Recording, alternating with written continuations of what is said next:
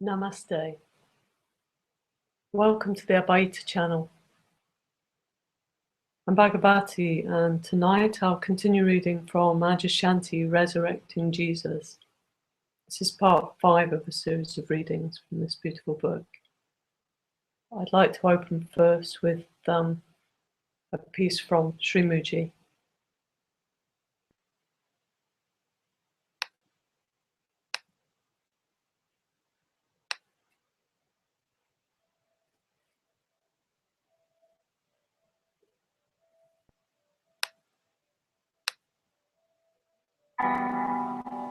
Beloved Father, who dwells within the soul of my being,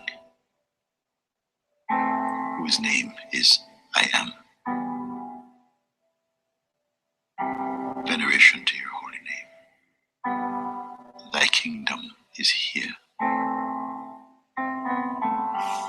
Thy will prevails throughout the earth, as it does in the heavenly realms of my soul. You open your hands and satisfy the hunger of all living beings.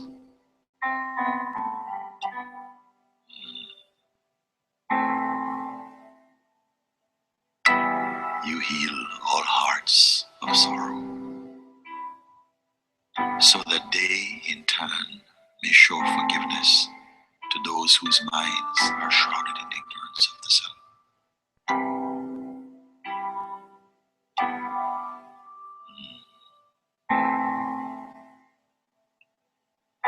Beloved Mother, who imparts to all the sense of choice, so we may finally come to choose you, who are truth, and thus find everlasting freedom. Glory to your name, O truth. For yours is the kingdom of existence, of peace and love. All power and glory emanates from you alone, who imparts to all the wisdom, light, love, and courage to refer to themselves as I am. Amen. Oh.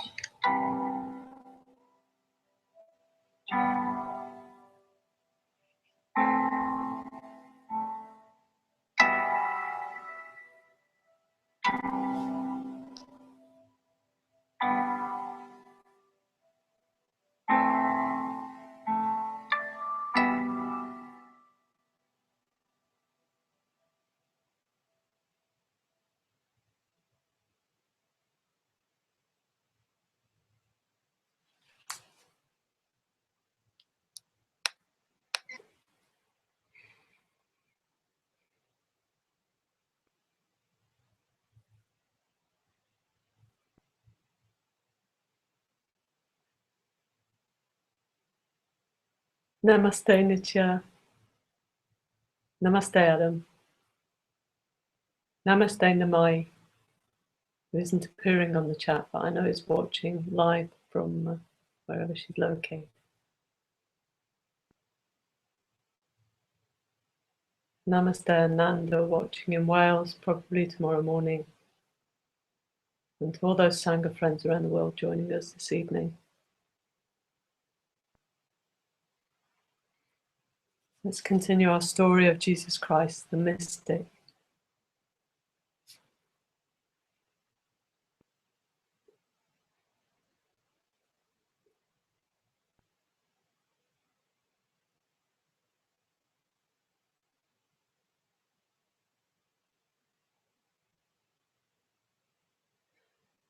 Now, many people think of these biblical narratives that make up the Jesus story as strictly factual and historical.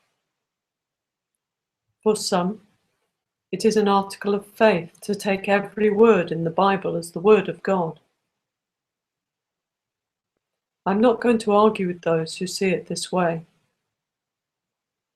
But if one can also see it mythically, we can see that it reveals new meanings. So, whether we see the Jesus story as fact or as myth, or a combination of both, doesn't really matter. It's helpful simply to peer into the mythical orientation, into that deep sense of storytelling that our ancestors knew so intimately.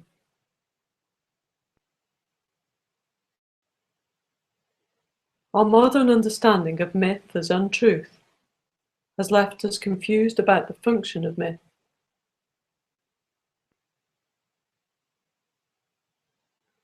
Myth is not the opposite of fact. It is an invitation for each of us to enter into a story whilst teasing out its metaphorical and symbolic meaning. What myth carries is not fact, not history, but truth, the ultimate reality.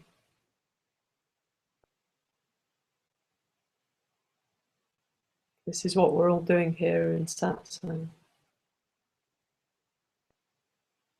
We're here for truth, the ultimate reality.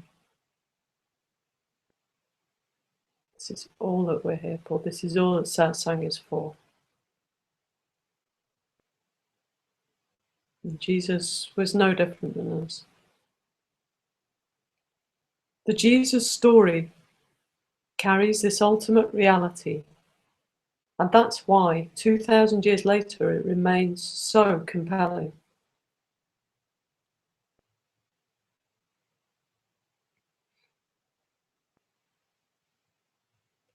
The God-man. The God-man. It's hyphenated here, so it's the God-man. In many ways we could read this. In Christian theology, Jesus is both God and man.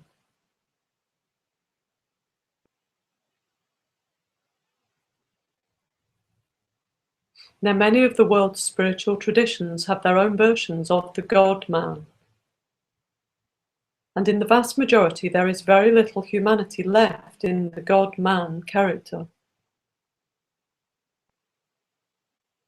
One of the amazing things about the Jesus story is that when you read the Gospels, you will find that this God-man retains some very human characteristics.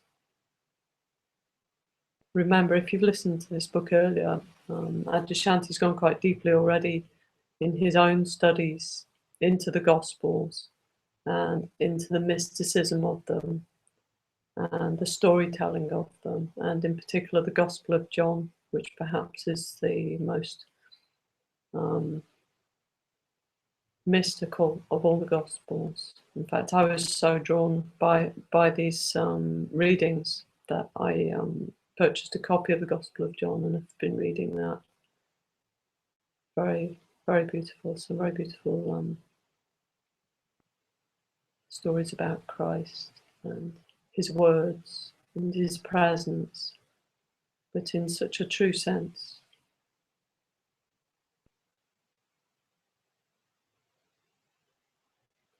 When I was growing up, the cultural expression of Jesus made him seem much more God than man to me. He seemed magisterial, floating above everything that happened in the story.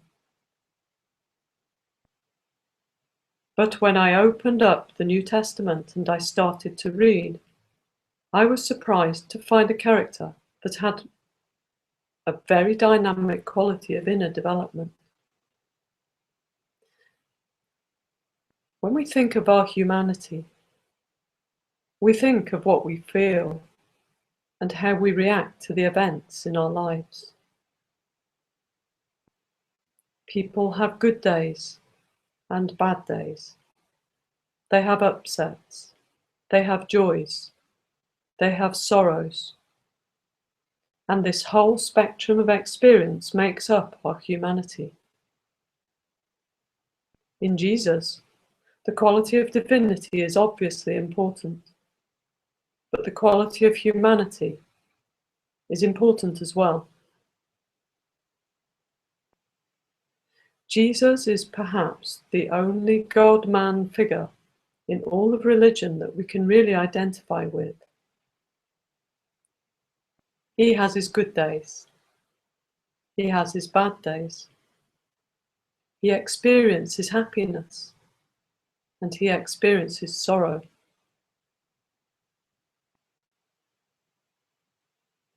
And in fact, we know all too well how he suffered on the cross.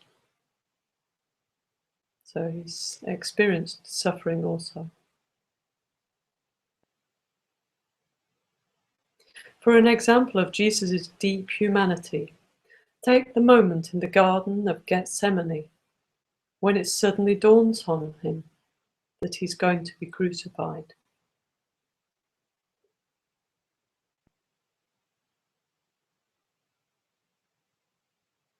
At first, he's distraught, even frightened. He begs God to relieve him of having to go through this experience, saying, "Father, everything is possible for you. Take this cup from me."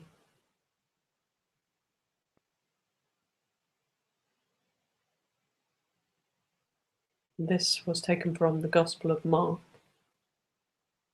chapter 14, verse 36.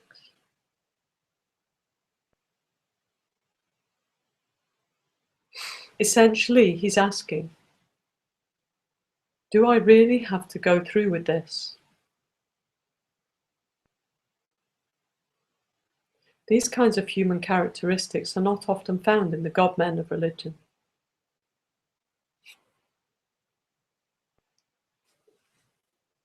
As I read through the Gospel story,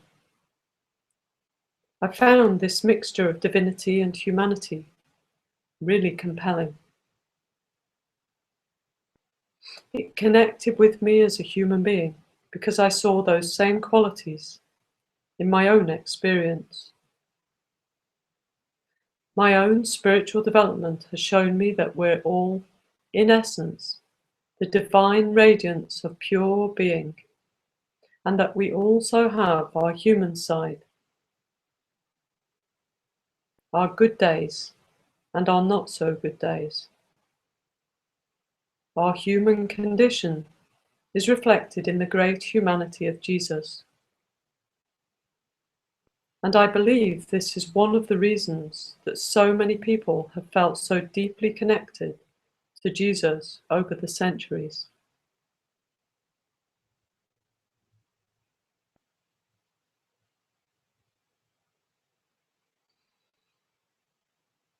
Reading the Gospels, I was struck by the quality of vitality in Jesus, especially in contrast to how the Buddha is presented in Buddhism.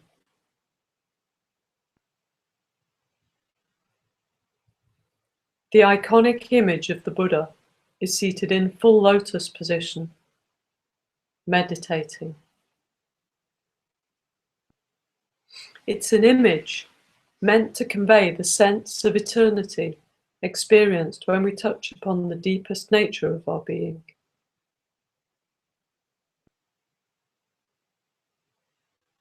Of our being. He's emphasizing this here.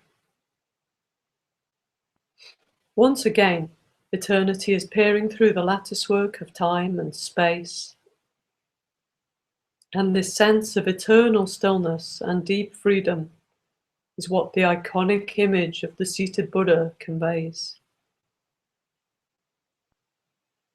What this image doesn't convey is a sense of humanity, of a real flesh and blood human being. But in the Jesus story, it's as if the still point that the image of the Buddha evokes within us becomes a very dynamic engagement with life. Very much contrasting stories. The Buddha, escaping suffering, sitting in stillness, finding his inner being, finding his truth, sitting with it. From that peace, taking it out into the world, teaching it for the 40 years that he walked this earth teaching. And Jesus Christ, could we imagine a greater suffering that he could have taken upon himself? He didn't run and hide.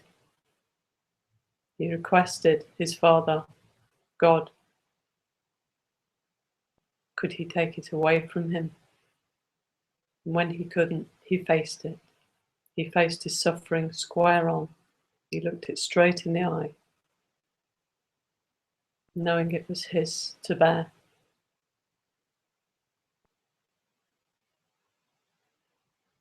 Very contrasting stories, yet two greatly remembered beings. Are they any different?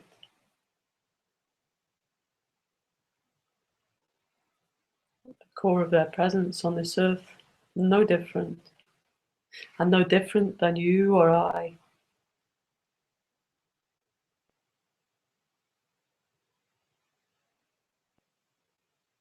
Both had only one wish, and that was for truth, and to live that truth.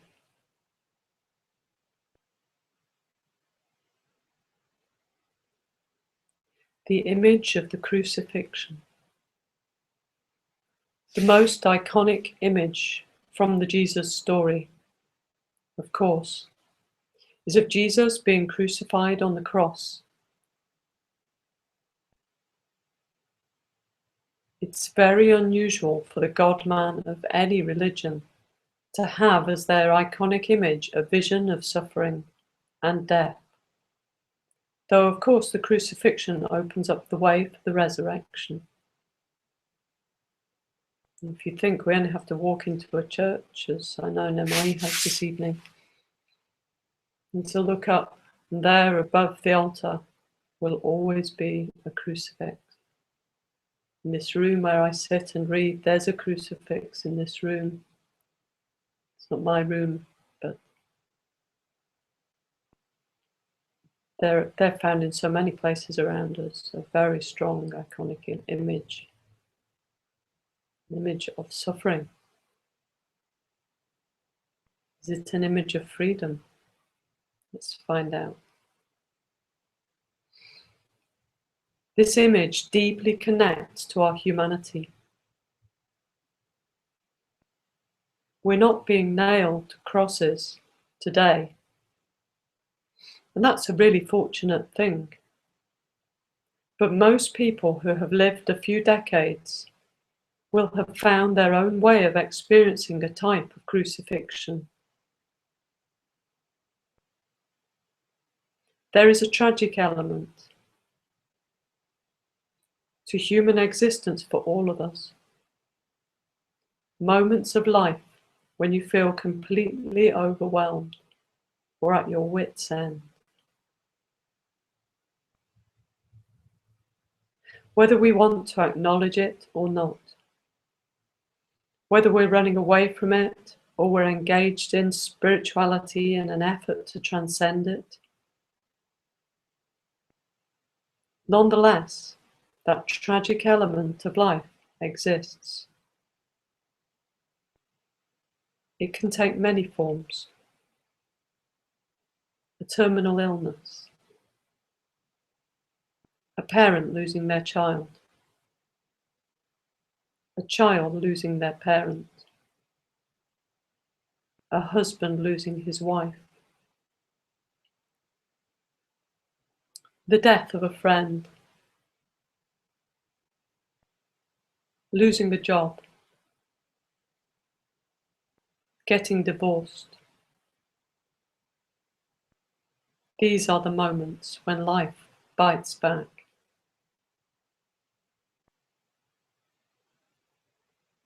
In these moments when life bites back, that I'm pretty confident to say that most of those listening will have experienced at least one of those, at least. Unless perhaps you're very young. These moments when life bites back, what does Guruji say? When life bites us, it's good. Because when life bites us, it reminds us to escape the suffering. It reminds us to find a way out. It drives us forward. Because if we're too comfortable, nothing bites us. There's no grit in the pearl, no grit in the oyster to create the pearl. We get complacent, we get too comfortable. We can be content. We can say, my life's a simple life, it's an easy life, but it's a happy life, I'm content, it's good enough for me, it's no trouble, it's not exciting, it's not this, but it's okay, it's good. But what happens when life bites back? We look within. Why do we look within? Because we have to. Because it's the only way we can survive these kind of experiences, because they push our buttons so madly that we have to dig deep. We have to dig really deep to get through them, to get beyond them, to transcend them, to transcend the suffering. So when life bites us like this, Guruji says, we should bow our heads and we should say, thank you, thank you, thank you. And in fact, he also says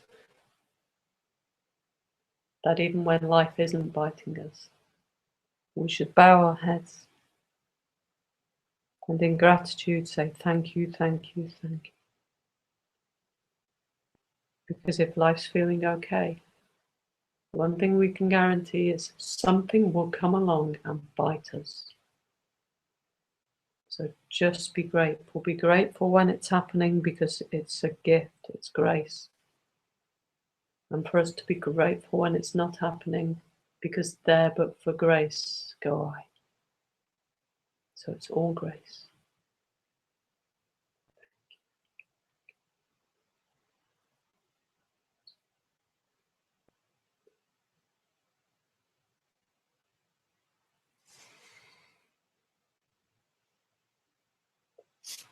There are only two certainties about life: that you will someday die, and that between birth and death you will encounter tragedy.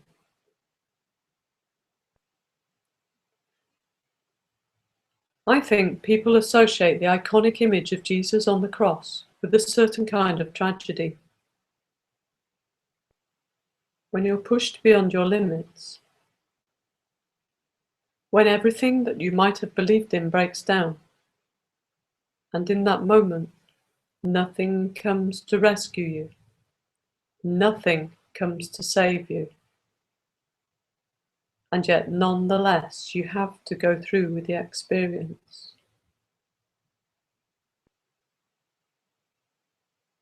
Oh yes.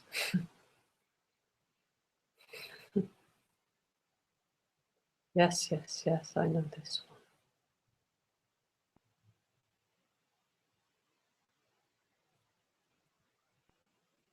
one. I've been pushed like this more times than I might have chosen if I had a choice about such things.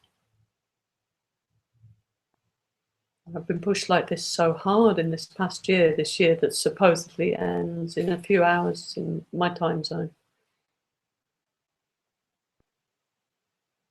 Maybe at another time in my life, they might have been enough to make me back off, to make me panic, or to make me run, But this year I faced them head on. I dived into them. I took my master's pointings And as he said, I held the inquiry like a stone, as a diver takes a rock, to help them go deeper. Holding the stone close to my heart, to dive deep into the inquiry.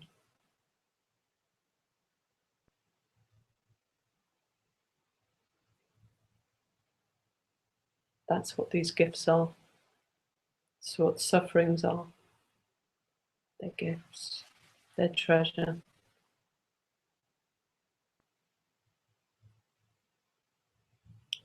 Ultimately, there's a triumph through meeting the tragic elements of life.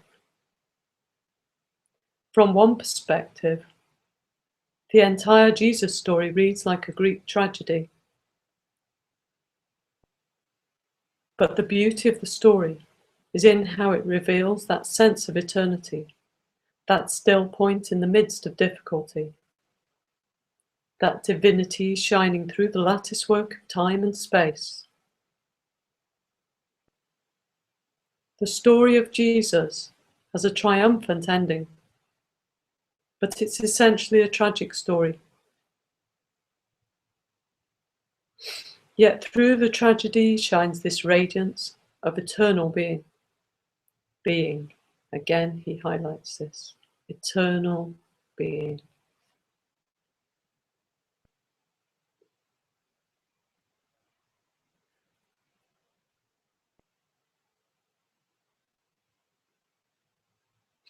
As Jesus says, the kingdom of the Father is spread out upon the earth, and men do not see it.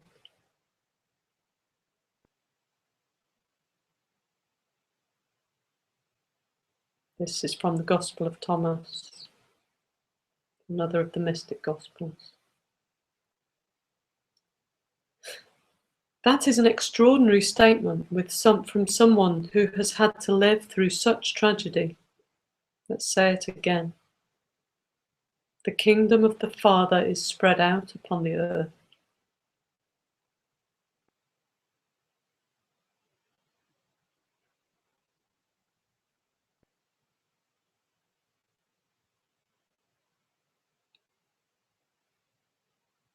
Adam says, holding to the stone of inquiry, wow, beautiful. Oh, it so is. I remember the first time I ever heard that. I think if you search, you would find a video on YouTube of Guruji explaining this, describing it. It's the most incredible tool.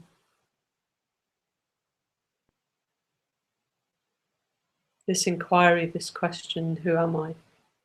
It's a tool to help us dive deeper, to discover our true nature.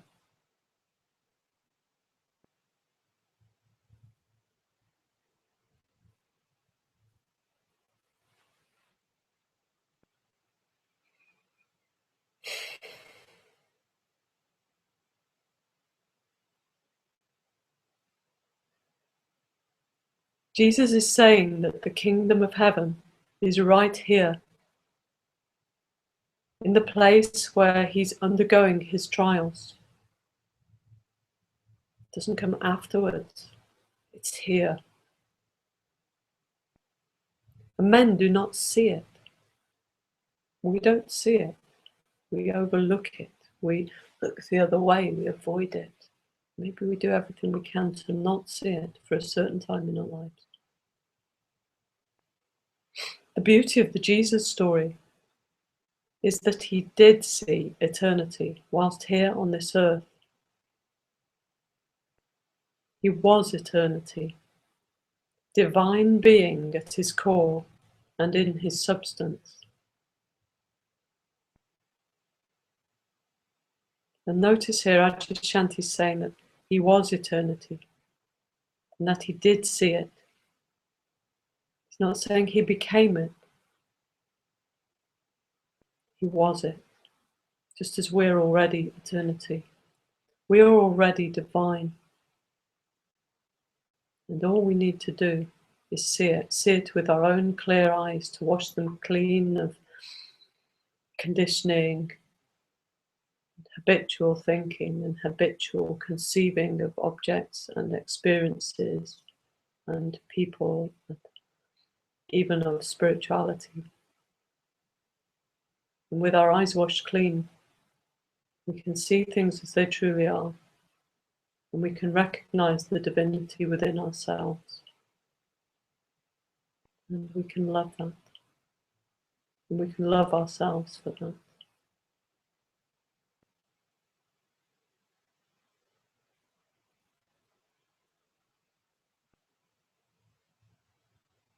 Divine being at the core,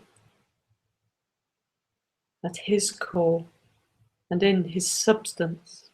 In his substance, even in what's his substance? His body, his life, his environment. So this divinity, it's not something that's inside of me, it's not something that's outside of me. It's inside of me, it's outside of me, it's my fingertips, it's my hair, it's the ground I walk on, it's the breath I breathe, it's the light I see when I look at Father. It's the joy I feel when I hear his voice. Sit in satsang with Guruji. It's all of this.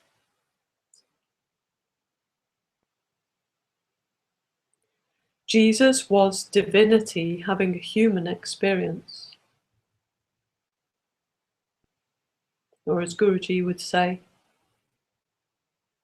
Jesus was emptiness walking in the form of a human being.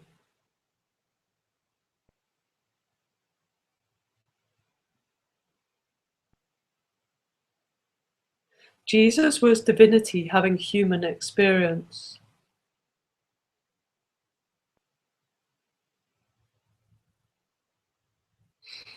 Whether we have realized this in our own experience, or whether we just intuitively connect to it, there is a way that we can sense this divinity showing through the world of time. There is a sense of meaning throughout all of life. There is a sense of radiance.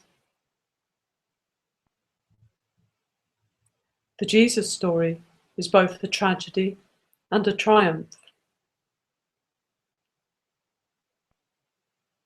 And that's why it connects to our lives.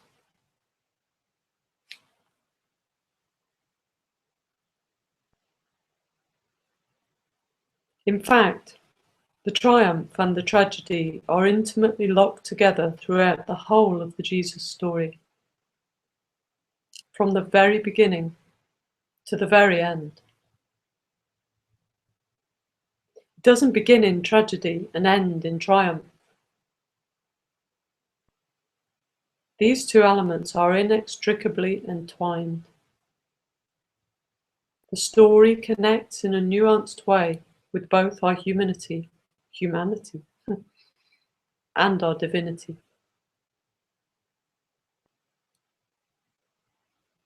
Just take a sip of tea.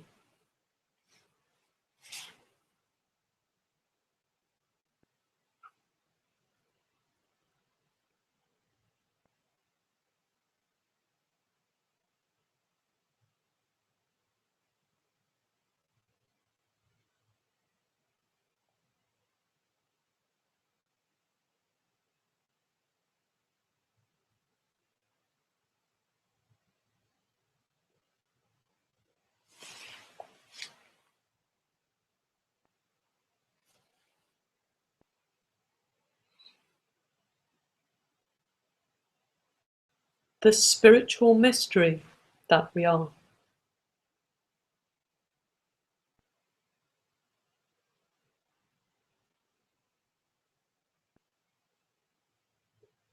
I'm looking at you and I know that you're a spiritual mystery. Actually, to me, it doesn't feel like a mystery at all. It feels that I'm looking at you and I see this divinity. I see only the truth. I see only that you're not believing who you truly are.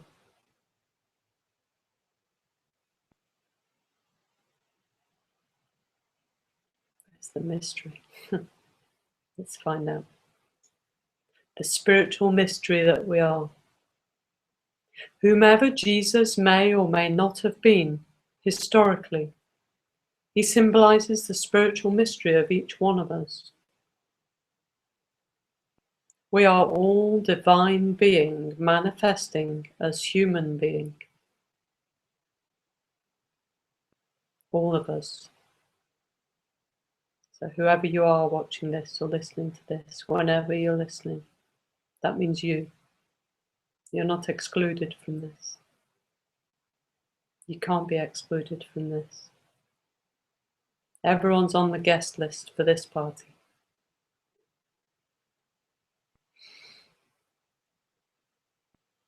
We're all divine being manifesting as human being. Jesus represents that radiance of divine being, that felt sense of eternity within us all.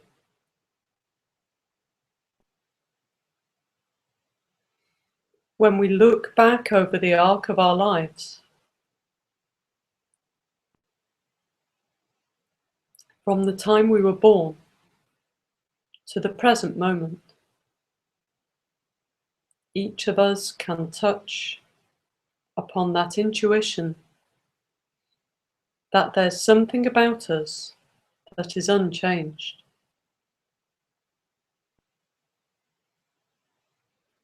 Throughout all of the ups and downs and changes of life, something is now as it ever was.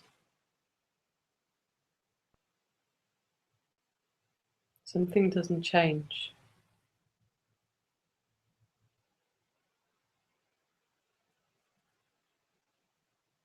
To touch upon this is to begin to experience eternity within.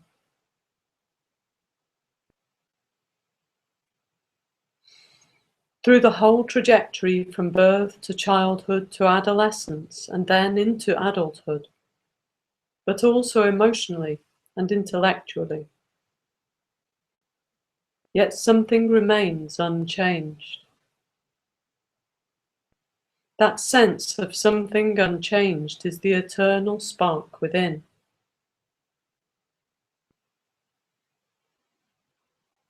At the beginning, it may be felt as a very subtle, almost incomprehensible intuition.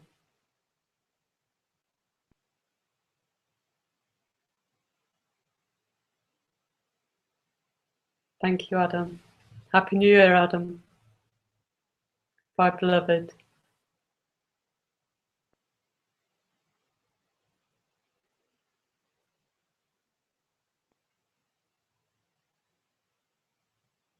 Throughout all the ups and downs and changes of life, something is now as it ever was.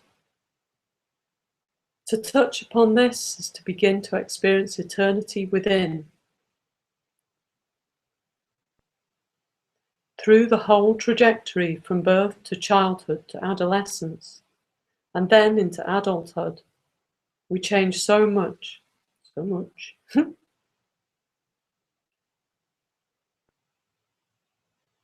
Not only physically, but also emotionally and intellectually.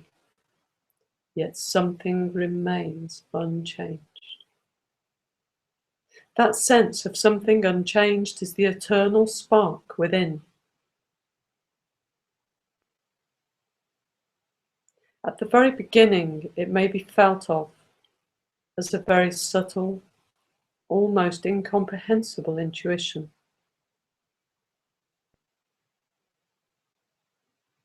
But when we bring our full attention to that felt intuition,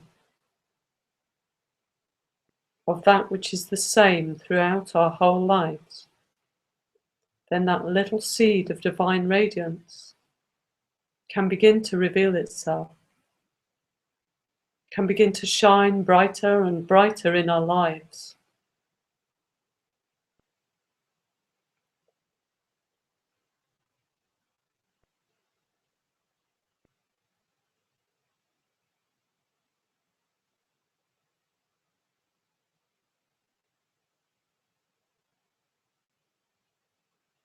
I believe that the character and presence of Jesus has something very important to show us in this regard. That each one of us is the son or the daughter of God. As the great 14th century Catholic mystic Meister Eckhart has said, the Father gives birth to his Son without ceasing. And I say more, he gives birth to me, his Son, and the same Son.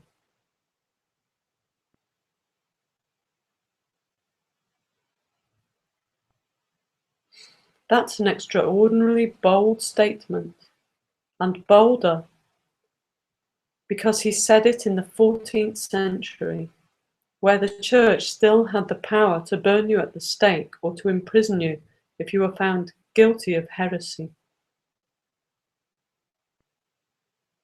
And yet Meister Eckhart had the courage to come forth and say that he and Christ are one and the same Son, that he was the Son of God, not just Christ. If he can say that, then that means I'm a child of God, I'm the daughter of God, you're the son of God, the daughter of God. We're all God's children.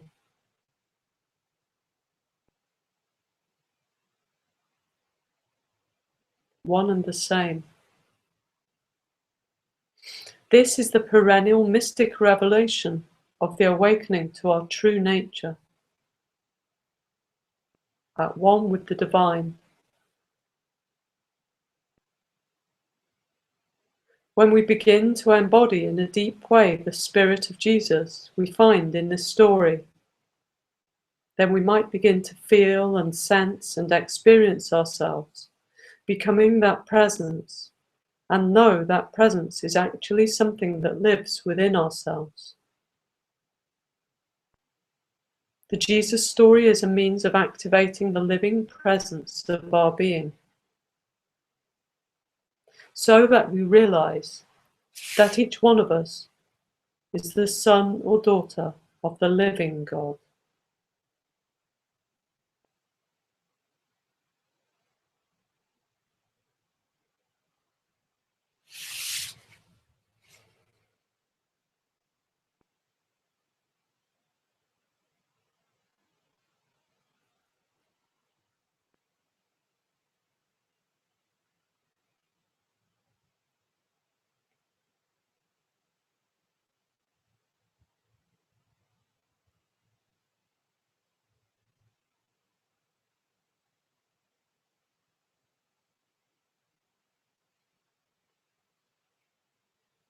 In the Gospel of Thomas,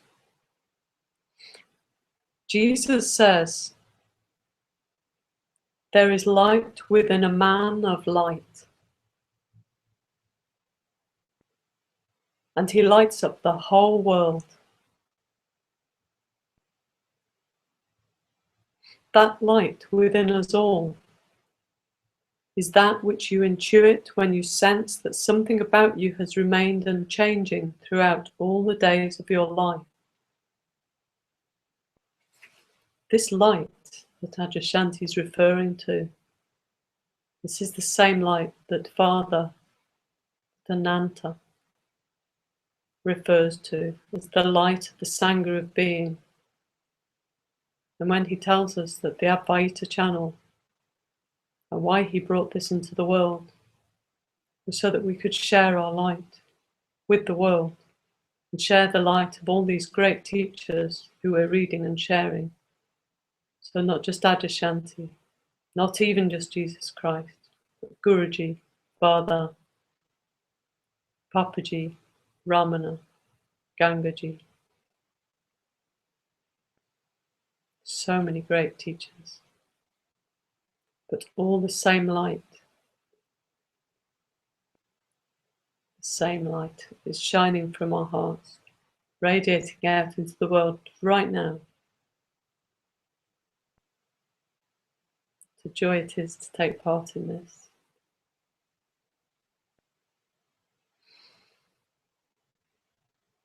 That light within us all is that which you intuit when you sense that something about you has remained unchanging throughout all the days of your life. If you put your attention on it, if you meditate upon it in stillness,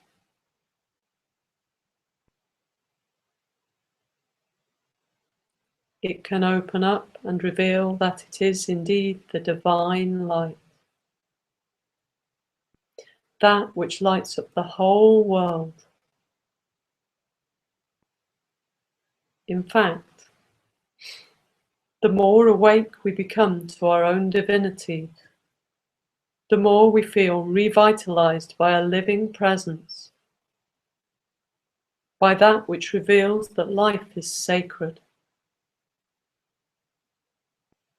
Human life is sacred. All of life is sacred.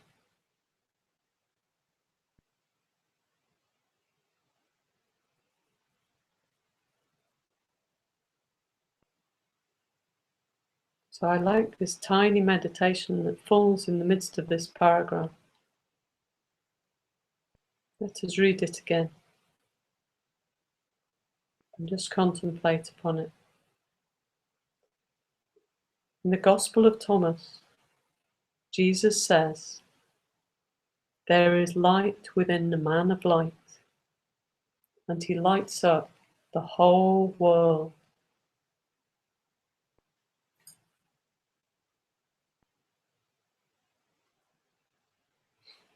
That light within us all is that which you intuit when you sense that something about you has remained unchanging throughout all the days of your life. If you put your attention on it, if you meditate upon it in stillness, it can open up and reveal that indeed it is the divine light, that which lights up the whole world. In fact, the more awake we become to our own divinity, the more we feel revitalized by a living presence, by that which reveals that life is sacred. Human life is sacred. All of life is sacred.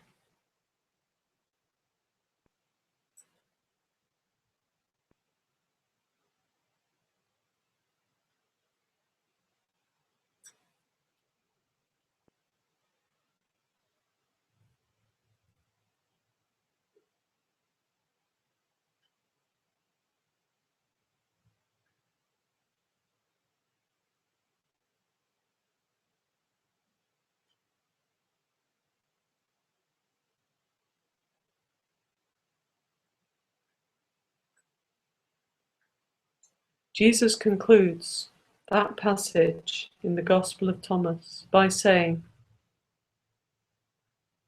"If he does not shine, he is darkness."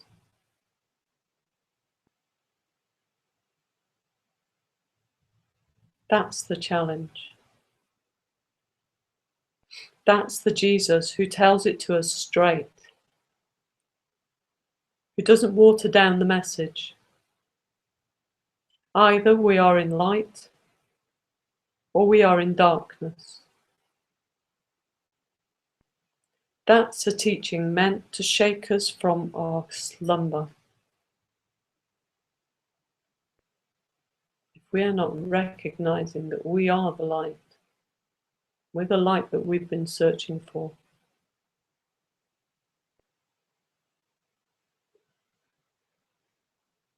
If we don't see that, we may as well be the darkness.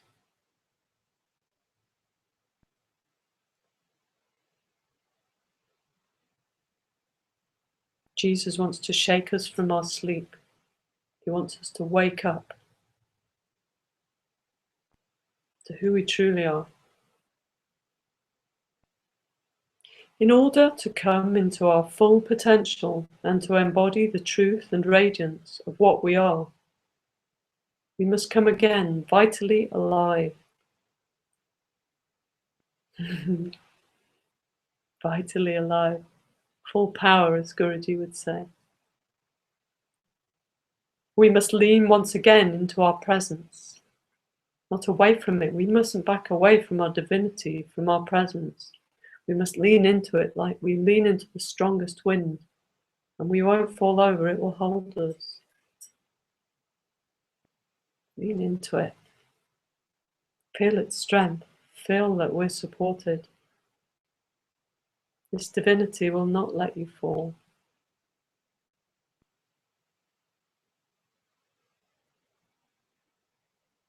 We must pour ourselves forth into life. Instead of trying to escape life and avoid its challenges. Then our lives themselves become expressions of love, of overflow, because we have compassionately given ourselves to life,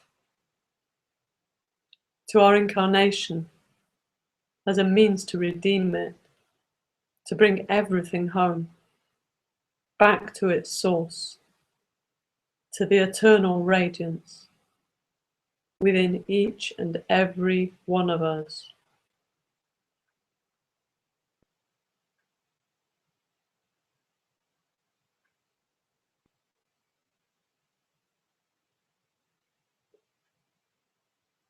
Let's just sit with that a moment before I play the beloved prayer from Guruji.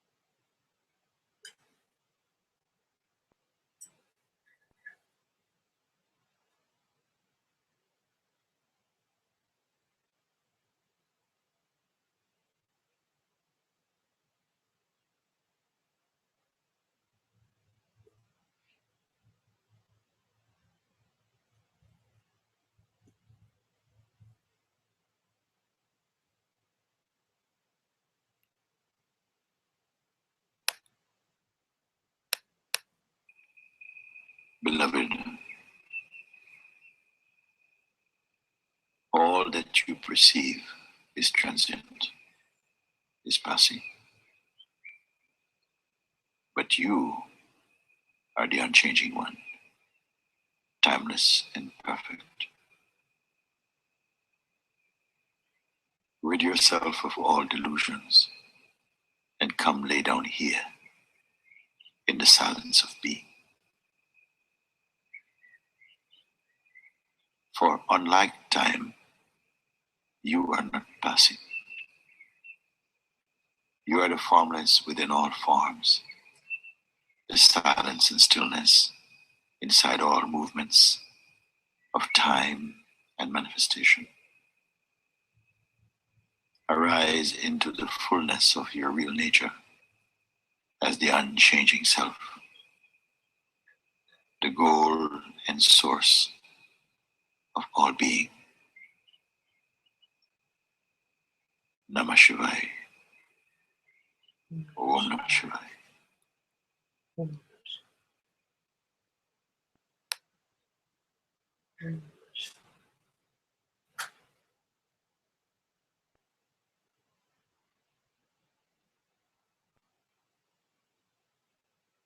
Om Namo Bhagavate. Shri Jesus Christ. Ki Jai. Om Namo Bhagavate. Shri Mujiji. Ki Jai.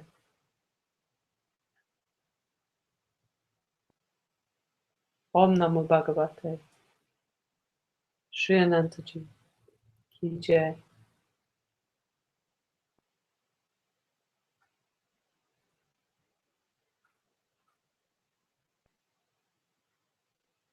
God bless this Sangha of Being and the Advaita channel, that we can continue to pour our own light out into the world.